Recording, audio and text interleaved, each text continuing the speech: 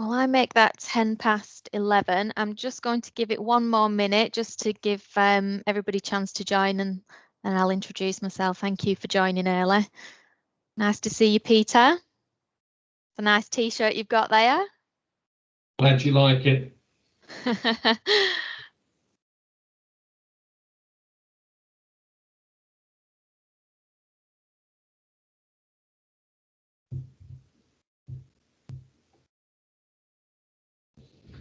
Nice to see some faces on screen too, always good.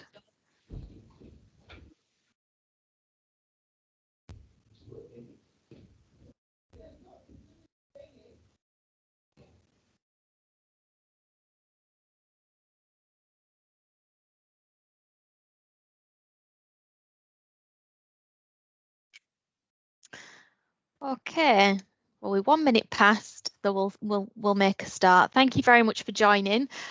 So for those of you that haven't met me, I'm sure that's most people on the call actually. My name is Claire Richards, and I'm the head of the voice portfolio for Digital Wholesale Solutions. I've worked for Digital Wholesale Solutions for around about 2 years now. We're a fairly new company, but our origins have always been within telecoms, various buyouts and so on. And we rebranded a couple of years ago, so that's why I've only worked there for 2 years. However, I have been within the telecoms industry for around about 10 years, specialising in voice services. So I think the portfolio that I look after, I have quite a lot of experience in it, and I'm very proud to look after the voice service portfolio. So without further ado, let's start the presentation. So who are we? Who are Digital Wholesale Solutions? Well, Digital Wholesale Solutions is the #1 independent communications provider for IT cloud services to the channel community. And when we talk about the channel community, I mean, we're a wholesaler. We don't provide services direct to consumers or to businesses. We only support our reseller base. We have around 400 plus amazing people that work for us, around 5,000 wholesale partners spread throughout our base. We have an annual turnover around 190 million, and we've had 5 years double-digit organic growth. We are good at what we do. So the DWS company, Digital Wholesale Solutions, we look after over 100,000 copper line rental assets, and I'll go into a little bit more detail as to what those are and why we're talking about them today.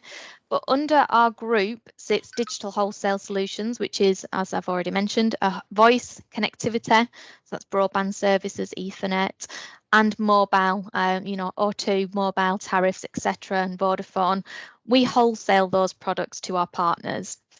Under our banner of businesses, we have a company called Union Street, who we've recently acquired, and they provide IT and telecoms billing systems. So again, another very wholesale focused business. And we have also recently acquired Geocom. They provide cloud and services to IT partners, again, a wholesale business. And finally, we have Aurora within our portfolio, who provide reseller applications, the tools that make these services work within our actual systems. So to you, it may be a little bit sort of different to hear from us because we are a slightly different business, but we are very close to the detail of what's happening with the PSTN switch off. And the PSTN switch off, some of our partners have seen this as a huge opportunity, whereas others just sort of see this as a little bit of a headache. I actually really like this image. Our marketing team did a cracking job of summarising in 2 little pictures there exactly what the PSTN switch off is for all our customers. But this is something that I talk about on a daily basis. So in terms of what the PSTN switch off actually is, I wanted to just really give a high level overview of what that means and why it's important to our industry, but your industry too. So what exactly is it? Well, the public switch telephone network, or the PSTN, is it's a legacy copper infrastructure maintained and provided by BT Openreach, which I'm sure you're familiar with. I'm sure you've heard of them.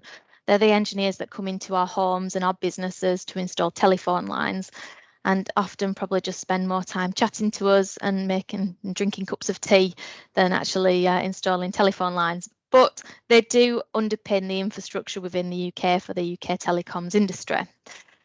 In simple terms, the PSTN network is actually just the telephone exchanges that we have in our local towns, the overhead copper cables, copper telephone poles, that we have outside our homes and businesses, and broadband lines that go into our homes and businesses today.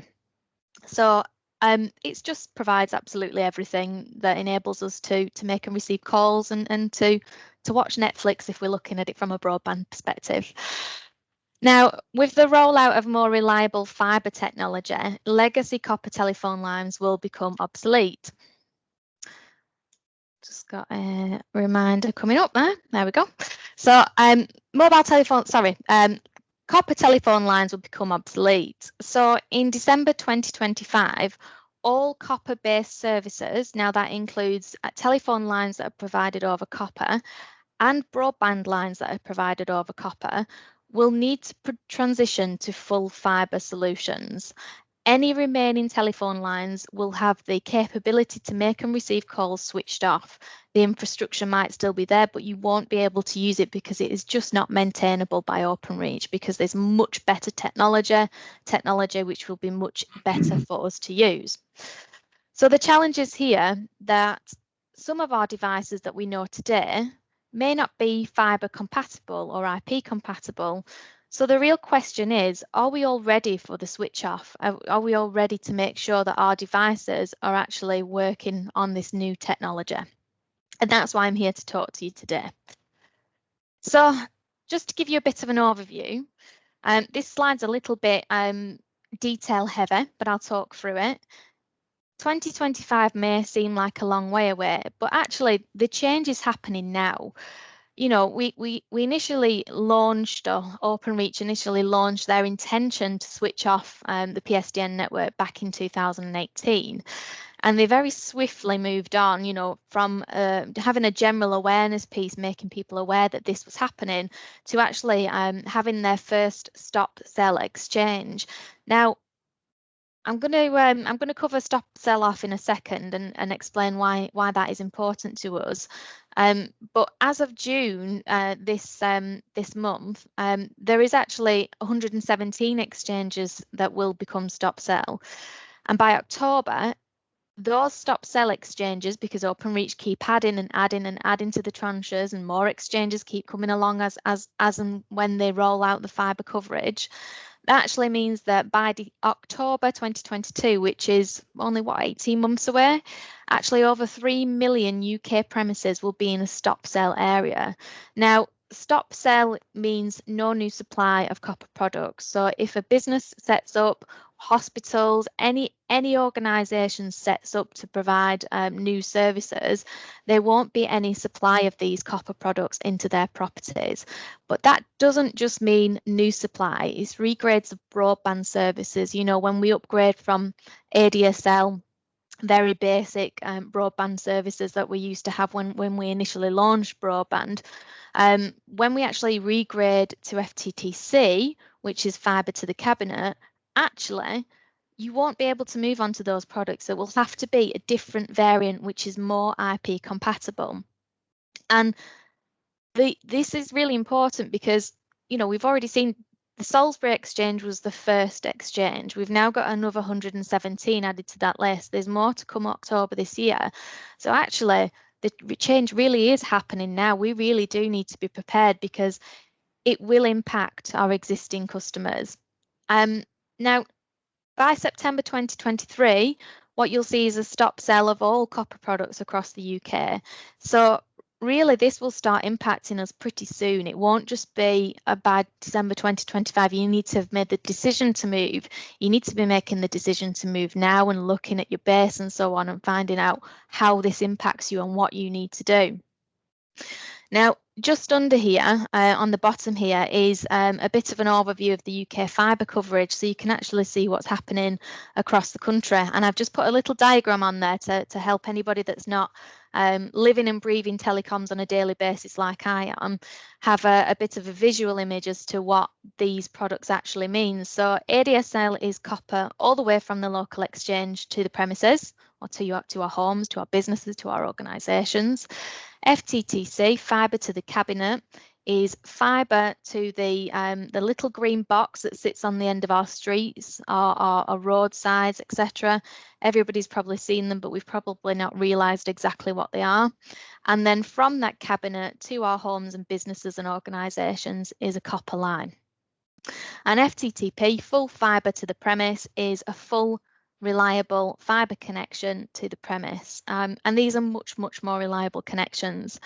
They're faster, they provide us faster speeds, faster broadband, but they're much more reliable in terms of less likely to have faults on them, damaged by damp. That's a massive one in this country because it's always raining.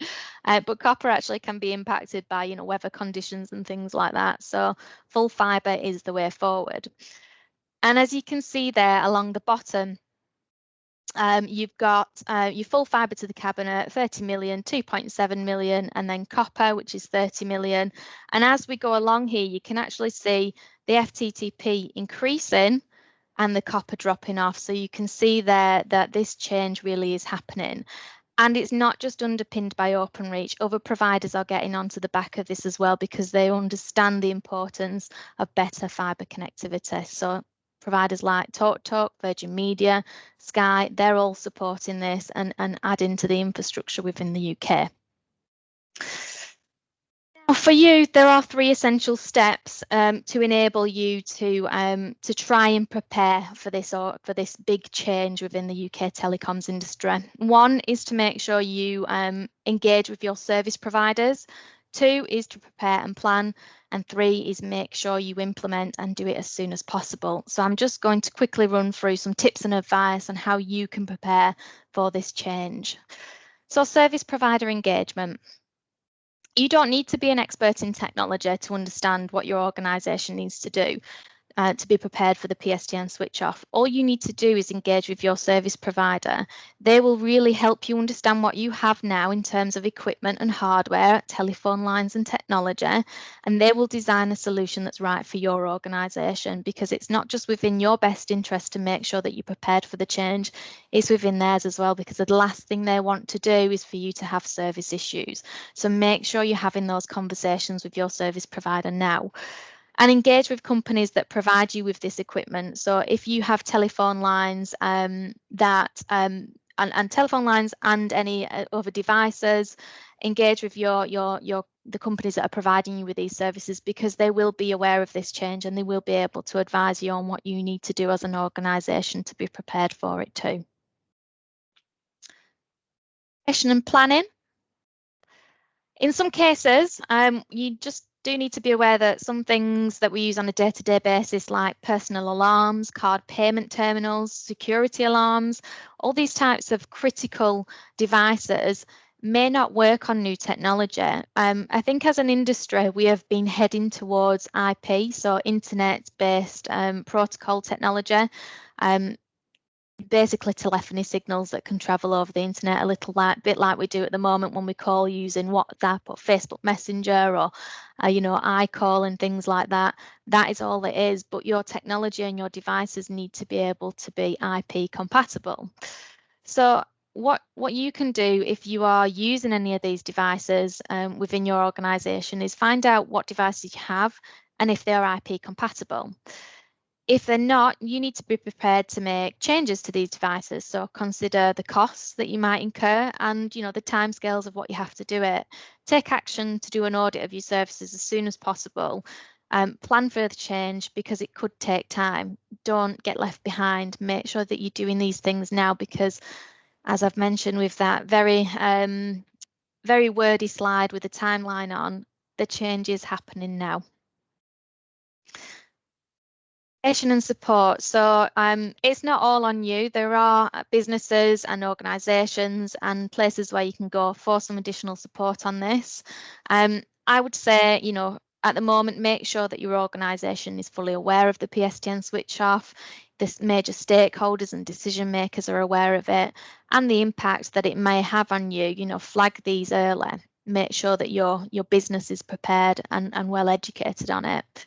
And it is essential that staff are aware of the facts and build a little virtual team to rise to the challenge and keep yourself up to date with industry changes. This might be a little bit difficult if you're not as a directly involved in them. However, there are a number of sources where you can go to get updates on exactly what is happening. And there are two particular websites that I'd like to point out, and I think these links will be circulated after today's call.